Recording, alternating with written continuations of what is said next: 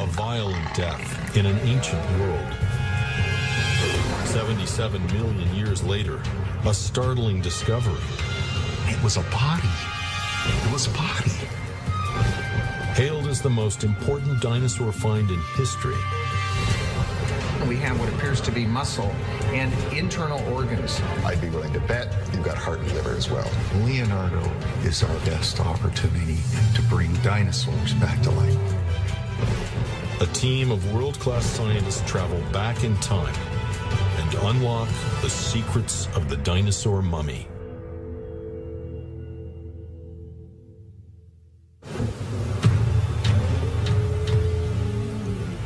Earth's late Cretaceous period.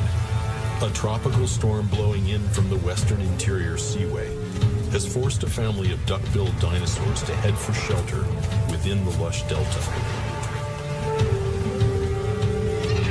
As they follow the swollen river inland, they sense there may be more than violent weather threatening the herd.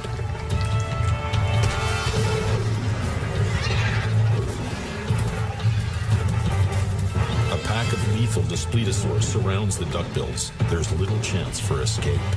A young juvenile rushes in to protect the herd. But he's no match for these ferocious pack hunters.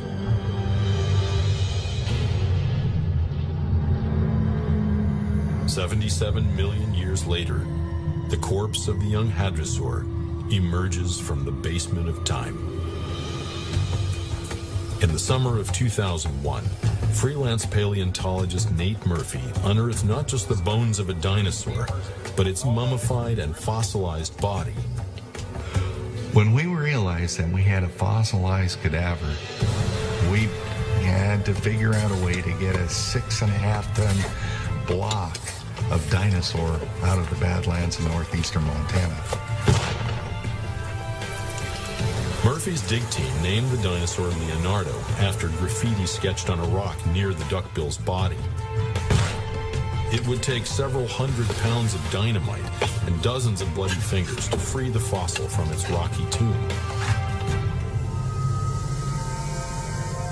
Leo's body had been submerged underwater, then covered in silt.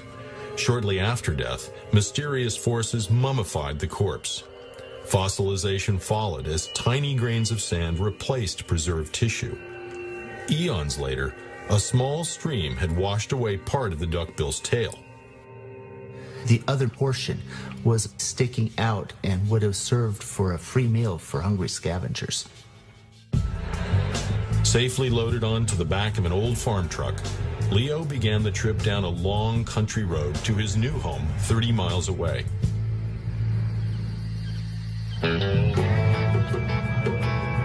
Located in the northeast part of Montana, Malta is a charming icon of the American West.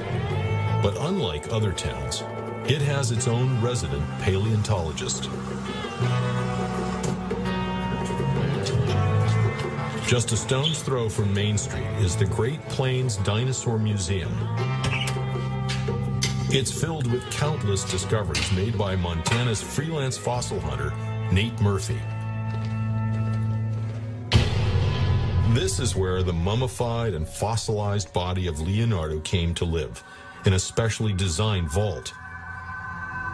Sometimes when I come in here late at night and look at this thing, it's really hard to believe that it's a fossil. It's really the cadaver of a dinosaur. After being exhumed, the body of the Brachylophosaur was flipped on its back for further examination.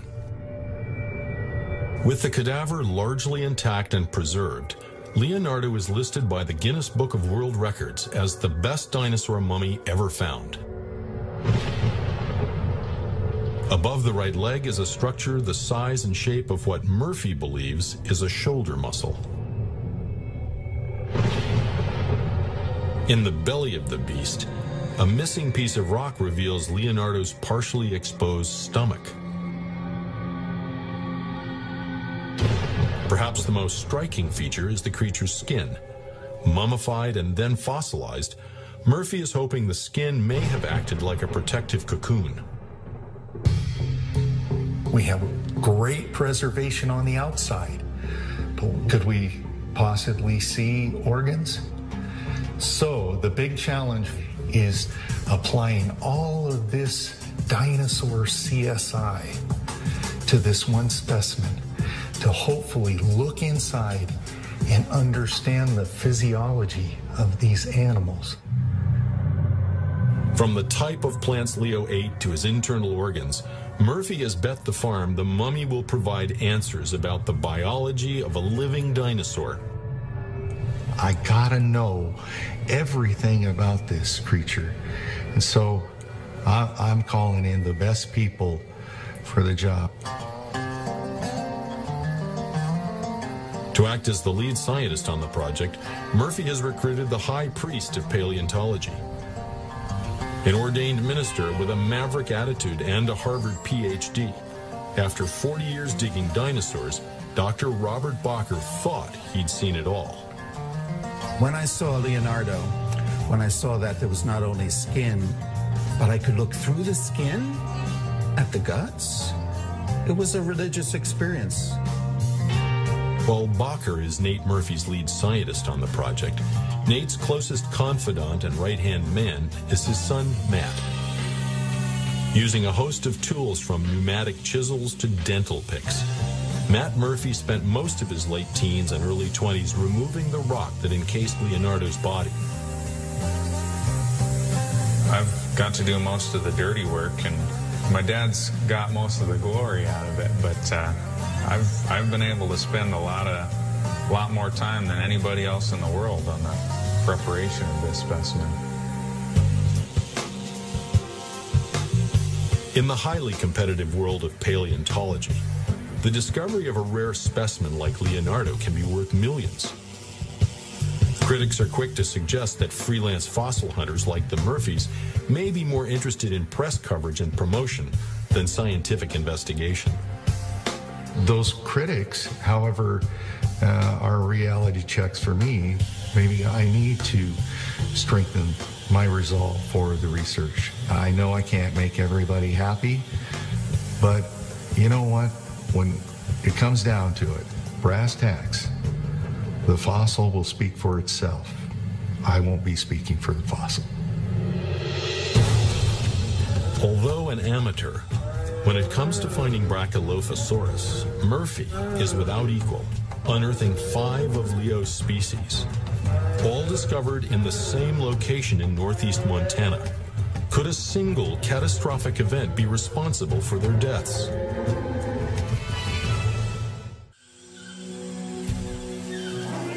Leonardo was born into the Hadrosaur family of dinosaurs, more commonly referred to as duckbills.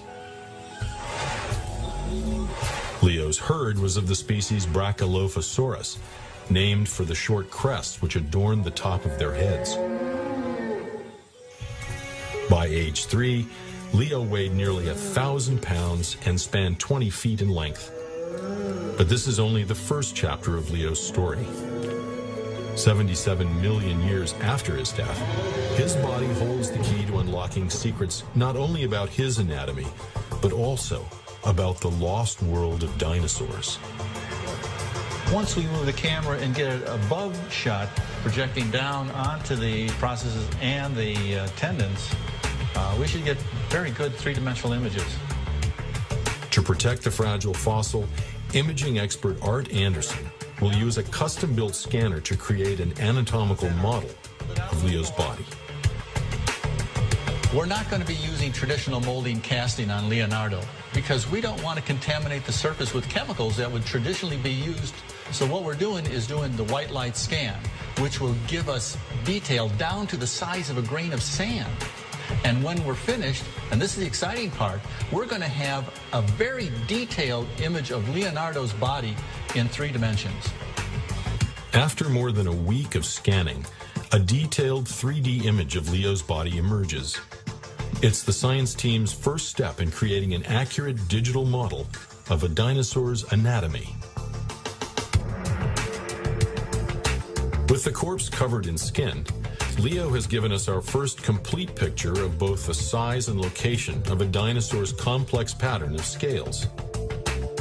So what we see on the actual specimen, and it absolutely tells us, is that the upper part of his sides and back, small scales, when it wrapped around to his underbelly, it was leathery with very few scales, and then those long, slender legs had armor sections of scales so that when the animal was walking through all that rough vegetation, he was protected.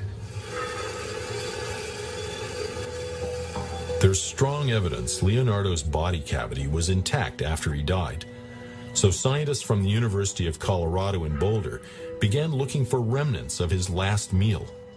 When we examined the material inside of Leonardo's gut and compared it with that outside, there were actually very clear differences. Inside, there was a very high percentage of leaf material. From looking at the organic material inside Leo, we were able to determine that the most likely origin for the organic material was that it had been gut contents. So that told us that the last meal, their last few meals that Leonardo ate were largely composed of leaves. We can't really tell if these are angiosperm leaves or conifer leaves, but these kinds of plants are both known from this area. Along with Leo's last meal were more than 40 kinds of pollen and several species of freshwater algae. So not only do we have the individual telling us something about him, but we also have this snapshot of the world that he was walking through. In the hope of understanding how Leonardo was preserved, Nate Murphy has enlisted two of the world's leading experts, paleontologist Joe Schoolin. Articulated skeletons are extremely rare. And mummy expert Art Ofterheide. It's incredible. It's incredible. The details that are being revealed here are certainly beyond my experience. Far more detailed than I never expected. I mean, this has never been dried out. Well, I agree. I agree. Yeah, I've always been the proponent that this animal experienced a totally wet burial. For a fossilized mummy like Leonardo to be created, the fresh corpse must be buried rapidly to keep it from predators, and then sealed in the ground to prevent bacteria from decomposing it. We have soft tissue. The odds are that that's mediastinal tissues that encloses the sac that houses the heart. Wow.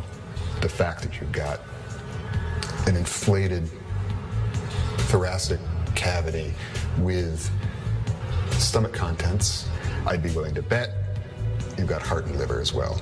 Okay. For Joe Schoolin, the fastest way to locate dino innards is to cut Leo open. Yeah, you ought to chop the whole thing up. Chopping it up. Do you chop up mummies, Art? No. Okay. While Leonardo is the most complete and best preserved dinosaur mummy ever found, the first was uncovered in 1908 by a family of fossil hunters, just like the Murphys. Charles Sternberg and his sons found not just the bones of a dinosaur, but a partly decomposed corpse, complete with fossilized skin and shreds of flesh. A great duckbill lay on its back, with front limbs stretched out as if imploring aid. It lay there with expanded ribs, as if in life, leaving an exact picture as he breathed his last. News of the world's first dinosaur mummy spread like a prairie wildfire. When it was first exhibited, some claimed they could smell the fossilized corpse. A century later, it's still on display at New York's Museum of Natural History.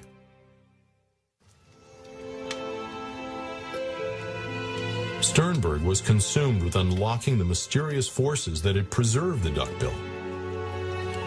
He began to wonder if the sands of the Cretaceous might be filled with mummified dinosaurs. To get under the skin of the dino mummy without damaging it, Nate Murphy has wrangled a team of digital X-ray technicians to perform a radiographic autopsy.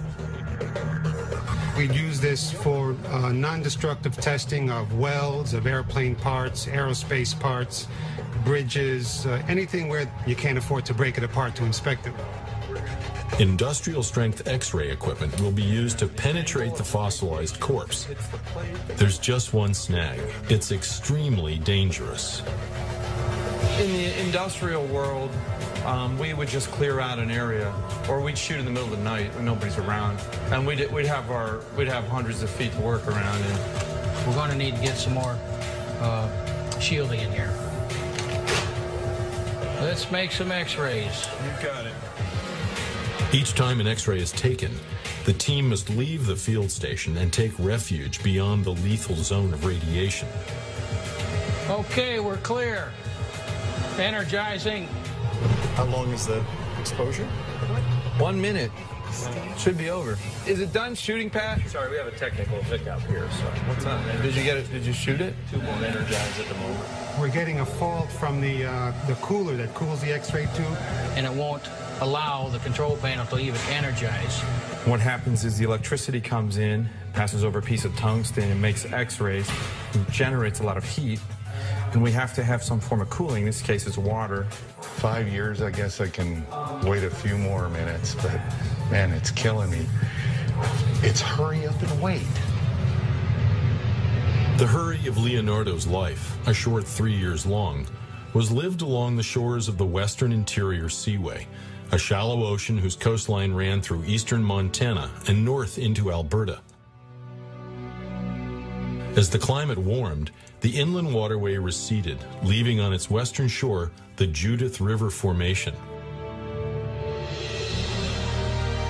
In this ancient rock, nature has cut deep into Earth's primordial past, revealing a vast Cretaceous graveyard. But why, in this narrow corridor, are there so many complete or articulated dinosaurs? The question isn't really, why do we have articulated dinosaurs here? The question is, why do we have so many articulated dinosaurs in this location?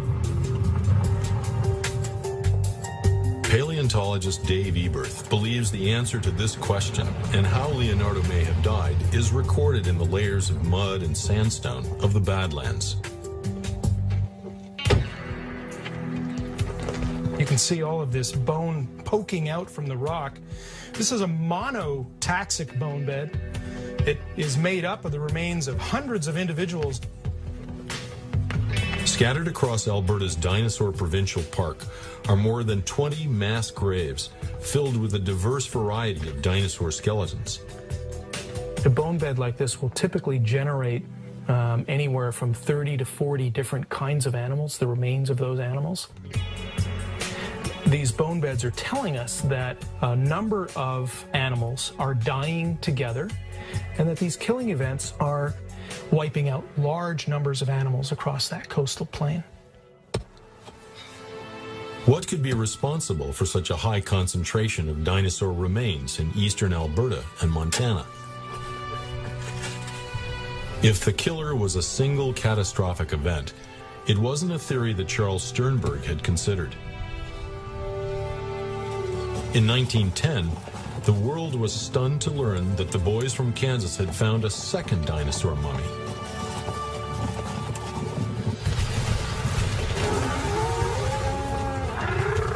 Like many large herding animals of today, the pioneer paleontologist believed his duckbill met its demise while crossing a river. The great creature had died in the water. The gases forming in the body floated the carcass. When they escaped, the skin collapsed, and the corpse sank head first and feet upward as it came to rest on the river bottom. Like Sternberg's theory that his duckbill drowned, Nate Murphy wants to know for sure what killed Leonardo. There's a pressure safety on it, and it's but not that tripping. also enables this. Usually this happens at 2 in the morning. You just got to be patient. That first shot, you got to be patient. With time and technology working against him, Nate Murphy is starting to feel unlucky. I understand the concept of Murphy's Law inside and out. This equipment is brand new. It's only been used once. We have water flow. We have water flow. Yep. All right. We are ready. Let's get a sign on the door, success. please. We're going to make some x-rays. We'll set it up, shoot it. There is something in there. Oh, yeah, baby. Okay, you can turn them on. With the X-ray cooling system fixed, Nate Murphy's agonizing wait is about to end. Oh, okay. You can actually see the contact line of the keratin beak where it started and skin started. This is quite remarkable. They've got this big plate. We should see pretty much a profile view of the side of Leonardo's face. That's a nice shot. It is. That's just a beautiful profile. That's the Nefertiti of duck-billed dinosaurs. Look at that beak. The keratin beak, it climbs up the bridge of the nose much further than we imagined. So our life-size restoration there is inaccurate already. So it gives him almost like a big parrot beak. How about up there? What's up in the corner? Can't you see him? Big scales. See?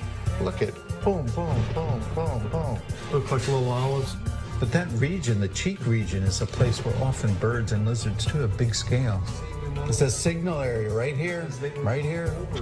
If you look at every drawing of a duck-billed dinosaur, I'll bet you, Bob, you don't see them with big scales. Yeah, this is a moment where you're kicking yourself in the butt, because we've known for a long time that this region around the eye is a display region. Seen here for the first time in a dinosaur, a bird-like display area composed of large scales in the cheeks may have distinguished males from females, or functioned as a colorful billboard for attracting a mate. While Nate Murphy celebrates the discoveries around the head area, in typical fashion, Bacher heads south. I always wanted to be a paleoproctologist. This is the very tail end, no pun intended, of the digestive process, so it's about to excrete what it can't digest, so there should be fecal pellets here. What is that collection of splotchy stuff? Look at those spots. There's something here. They're blebs. Bacher is convinced the blebs are small fragments of undigested food that have left a trail, mapping the path of Leo's GI tract. We started getting the magic half-inch blebs here in the region of the colon, and we picked them up here in the intestines, and we picked them up in the upper part of the rib cage where there would be intestines too, but nowhere else. So it might help us map the passage of particles from throat all the way down. Okay, let's clear the building. Okay, grab food and run. We're going to make a shot. To help image the anatomy hidden deep inside the corpse, Everybody out! the imaging team brings in a more powerful gamma radiation source. Before he can make his run for it, Pat Durkin must crank the lethal gamma source into the camera by hand. It's a lot hotter at this end of the building than over there where everybody's standing. All right, we're clear. You can come back in. The part where it was ingesting grass, right? It's like this was a sack or something. We have that same thing in the neck, and I know they're wondering if there's a crop, like a bird crop in there. Here's your pouch. If the science team can establish the bulge in Leo's neck as a crop for pre-digesting food, it will be further evidence linking dinosaurs to birds. The chemistry inside there is different from the stomach and the colon. That's what I want to see. The lack of blebs in the throat is Bacher's proof that duckbills like Leonardo had a bird-like crop. It's another first that provides vital insight into dinosaur biology. From now on, when you draw a duckbill, when you sculpt a duckbill, you give it a nice big goose-like crop. While the crop has provided important insights into the first stages of digestion, for Bacher, guts are where the glory is. Guts are incredibly diverse. Each family of species has their own way of processing plants. So this is the most important region of the innards of Leonardo. We may have loops, ascending loops of the intestines here already. Okay. Yes. Here they are, here they are. Oh, don't look like guts. Those are not sedimentary features. Wow. Wow. This almost certainly is the small intestines coming from the stomach, which is here. You couldn't hope for this. I mean, you couldn't hope for anything more than this. Oh, it's the first time anybody's ever seen dinosaur intestines. We got three-dimensional soft tissue structures inside the visceral cavity of almost a full-grown dinosaur. That's a good shot. But what we're trying to do here is actually shoot through the breastplate of the animal, and hopefully that's where everything, the money shot will be. Since first unearthing the mummy, Nate Murphy has dreamed of finding Leo's organs, such as a liver or heart. Okay, you can turn them on. It's a very, very thick piece of the fossil, so we're just barely starting to pick up some structure in here. We know there's things in there. We're seeing them. Now we're going to try and get them real clear. Despite repeated attempts, the team is unable to capture a clear image in Leo's thick chest cavity. You've got this cloud here. There's a cloud going across. While unable to penetrate the thickest part of Leo's chest, the team has captured the first images ever taken of a dinosaur's digestive system, from its bird-like crop through the animal's intestinal tract. This thing continues to surprise us from the standpoint of recreating what a dinosaur looks like. We've gotten a glimpse of an unknown continent of knowledge, the internal continent, the internal unexplored region. In the hope of imaging the thickest part of Leonardo's corpse, NASA has agreed to give the team a few precious days inside their radiation lab at the Johnson Space Center. To protect Leo on his trip to Houston, several hundred pounds of plaster and steel are added to the fragile fossil.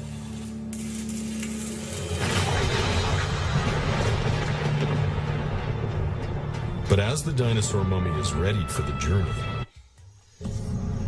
in the summer of 1916, Charles Sternberg and his sons were digging in the Badlands of Alberta when they hit pay dirt, uncovering a third dinosaur mummy.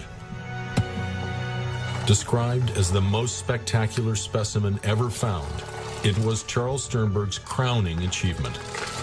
The sale of the rare fossil to Britain's Museum of Natural History assured his financial future. As the cargo vessel carrying the mummy approached the English coastline, she was boarded by a German warship, her crew evacuated, and the ship with the priceless mummy sent to the bottom. For Charles Sternberg, the emotional impact far outweighed the financial loss. 10 minutes of vandalism destroys all my labor. I can never recover from a blow such as this. In the twinkling of an eye, the blue Atlantic claimed my finest dinosaur. In a shocking coincidence, a century after the Sternbergs lost their mummy, the Murphys lose Leonardo forever. In an incident unrelated to Leonardo, Nate and his son Matt leave the project amid allegations of theft, after federal authorities seize a new species of raptor valued at more than $200,000. For us here in Montana, we grow up in the cowboy tradition. A handshake is as good as a contract, and it's especially difficult for the community here who spent years developing a museum and supporting Nate in his efforts. Quietly, the Murphy boys leave the Leonardo project and Malta for good. With the town rallying behind them, the science team presses on, recruiting an elite group of experts to oversee the building of Leo's shipping casket. For the gang who invented bubble wrap, Leo is their first Cretaceous customer. This is a very rigid system. It's rock. So therefore, a lot of the concerns we have are with high frequency. To reduce vibration and give Leo a smooth ride to Houston, a 2-part liquid foam is shot into plastic bags placed under the specimen. For 3 days and nights, the duckbill's pine box slowly takes shape around the fossil. 7 years after he was excavated, it's Leo's last day in town.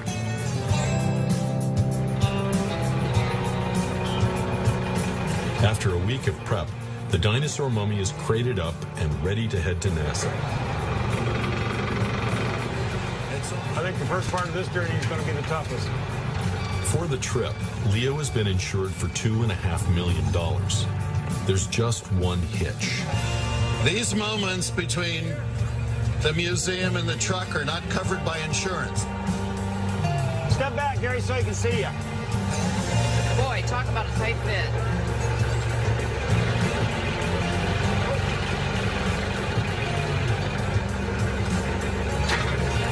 We're now insured. For security reasons, the trail to Texas has kept a closely guarded secret, known only to paleontologist Dave Trexler, who will ride shotgun on the trip.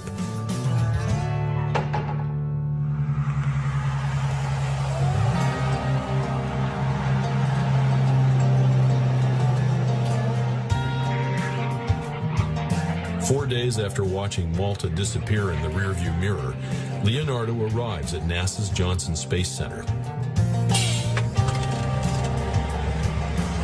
I can't believe he's here. I just can't believe when they open that up, he's going to be in Texas.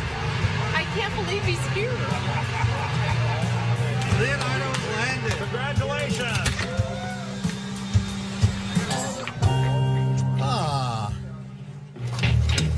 With the team nearly out of money and goodwill, they waste little time prepping Leo for the final round of his radiographic autopsy. The pressure is on. We have only a couple of days, and we have what would comfortably be a month's worth of imaging and scanning. The black box containing a lethal cobalt radiation source is wheeled into Hangar 150. It's so dangerous that even though the walls are lined with lead, they have to wait until the last NASA employee leaves the Space Center at midnight. All right, we want overlapping. All right, let's clear the area. Making her hot. Cobalt time.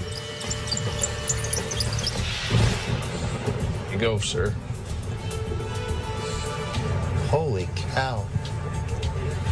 The rib orientation. There's a little bit of a texture here, too. As the team searches for the prized internal organs, the powerful cobalt source reveals something inside Leo is missing. The rib's gone. This one right here. So we have a bite mark. We have a heck of a bite mark. So he was alive when that wound was inflicted? Well, I always thought it was a wound. Now I'm sure. It's a heck of a wound. In the gut. I think it is. Let's see, what do carnivores go for first? Liver, heart. We may have the cause of death. Ribs and a big chunk of muscle were ripped up. Now that wound had to have been inflicted on the carcass before final burial.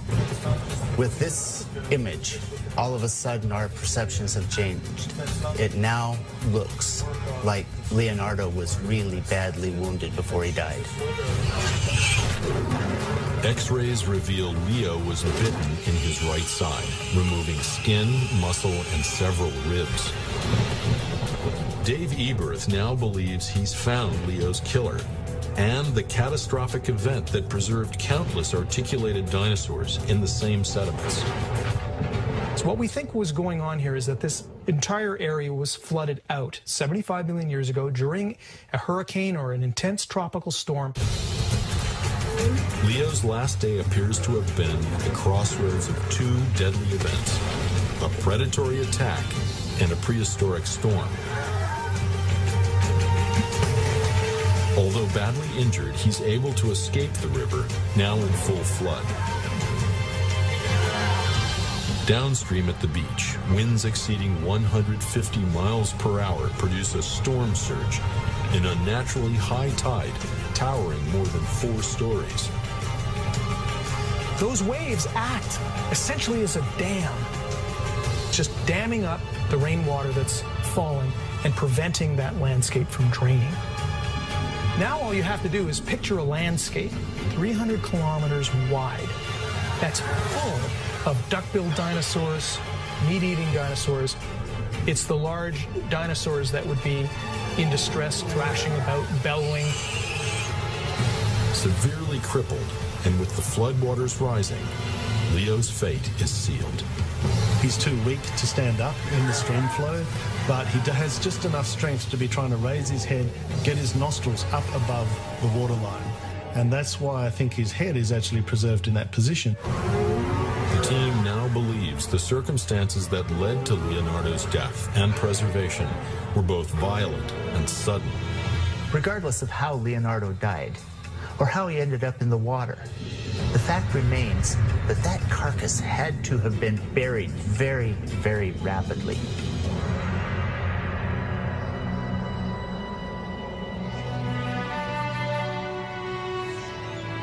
As the storm lost its energy, the floodwaters receded, revealing a carnage-ridden landscape. This would have been a catastrophic area. Picture a landscape littered with thousands of cow-sized animals that are rotting in the sun.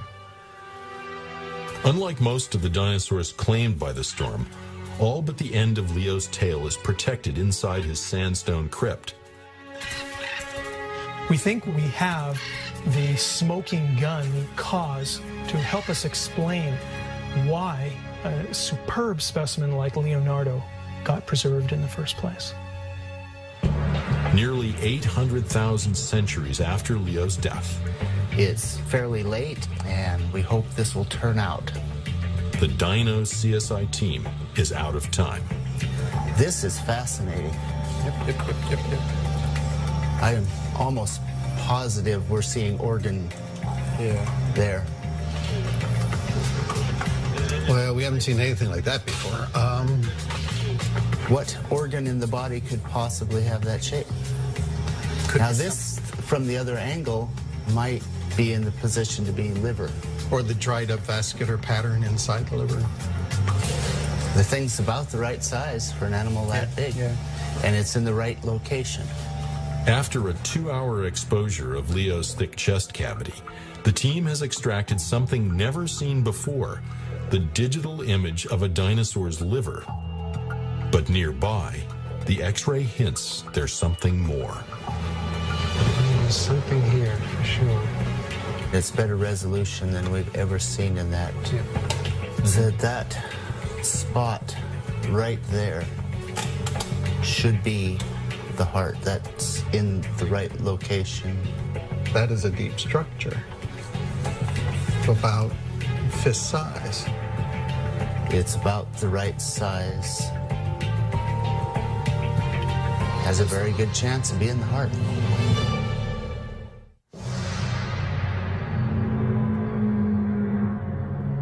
After exploring the depths of Leonardo's corpse, the radiographic autopsy has captured more than 130 digital X-rays of the dinosaur mummy. There's signals coming from the living animal, signals from the chemistry on the inside, signals coming from the animals that died. Images from an ancient world suggest Leonardo suffered a lethal wound before his death.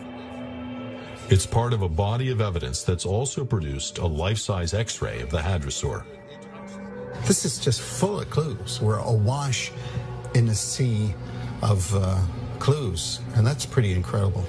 Look at what we have here. We have a stomach content mass right there. We have something going on there that is totally different. We need to do some biopsies, really do, especially in there. The body is so pristine, it's an envelope of skin.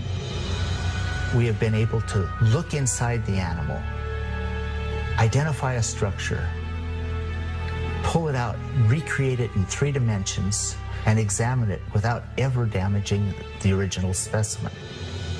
We have been able to perform a non-invasive autopsy on a 77-million-year-old dinosaur. From images of Leo's GI tract to evidence of his last meal, the dinosaur's post-mortem has revealed the duckbill's complex path of digestion, including a bird-like crop. We can say that this animal was a high-fiber chewer and processor of the toughest plants in its ecosystem. That's the beginning of the answer, the explanation of why duckbills were so successful for so long. Most tantalizing of all is a digital image captured deep inside Leo's corpse, what appears to be the heart of a dinosaur. What's really exciting is that we think we have a heart. It's only a 2-dimensional image because we're using regular radiographs.